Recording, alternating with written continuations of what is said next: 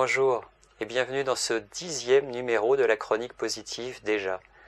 Alors vous avez adopté la respiration abdominale?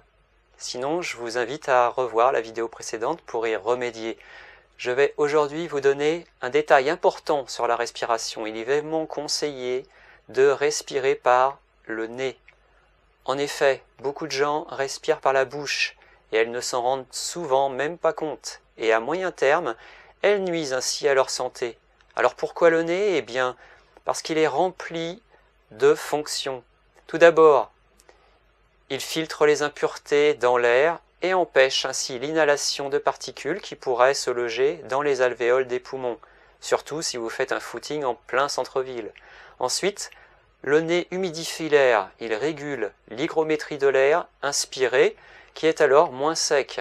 Et enfin, il réchauffe l'air qui est alors à une température plus proche de celle du corps et donc plus digeste pour les poumons.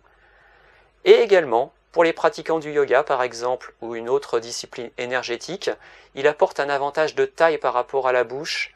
C'est en effet par le nez que le prana est absorbé. Le prana, c'est cette énergie vitale, subtile, présente dans l'air et qui est absorbée par le nez avant d'atteindre le cerveau et le système nerveux. Mais nous reparlerons de l'univers fabuleux de toute la partie énergétique du corps humain. Dans la prochaine vidéo, nous allons continuer par les piliers d'une bonne santé et découvrir le deuxième pilier, à ne pas négliger pour être en pleine forme. En attendant, appliquez-vous à respirer le plus possible par le nez et par l'abdomen. Je vous remercie de votre attention et je vous dis à demain. Portez-vous bien.